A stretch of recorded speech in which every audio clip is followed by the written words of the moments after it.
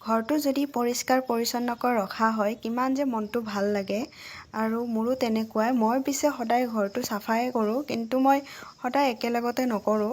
আজি ইটো ৰুম কালি সিটো ৰুম তেনেকুৱাকৈ কৰোঁ। আজি মানে গোটেইখিনি কাম একেলগে কৰিলোঁ। যদিবা গোটেইখিনি কাম একেলগে কৰিছোঁ, সদায় অলপ অলপ কৰি থাকোঁ যিহেতু বেছি হেডেক হোৱা নাই। চ' এনেকৈ মই চাফা কৰিছোঁ। অহাকালি মানে আমাৰ ঘৰলৈ আলহী অলপ অহা কথা আছে। 10জনমান হ'ব আৰু সেইকাৰণে অলপ ৰুমটো চাফা কৰিছিলোঁ। তো এনেকুৱাকৈ কৰাৰ পিছত কেনেকুৱা দেখিছে মই তাকে এবাৰ ভিডিঅ' এটা বনাই থওঁ বোলো, পিছলৈ কেতিয়াবা কামত আহিব। কামততো একো নাহে বাৰু, পিছত চাব পাৰিম ৰুমটো এনেকুৱা আছিল আৰু এটা স্মৃতি থাকি যাব যে আমি এনেকুৱা ৰুমত আছিলোঁ। সেই বুলি ভাবিয়ে ভিডিঅ'টো বনালোঁ।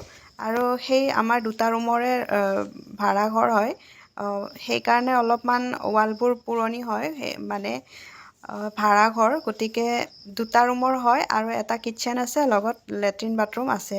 আৰু ইয়াতে গোটেই 2টা ৰুম কিন্তু খুব বেছি বহল নহয়, দীঘলে, মানে বহুত ঠাই আছে, সেইকাৰণে বহুত বেছি বস্তু থ'ব পাৰি। সেইটো বহুত বেছি ভাল। আৰু গুৱাহাটীত এনেকুৱা ৰুম পোৱাটো বহুত বেছি ভাগ্যৰ কথা।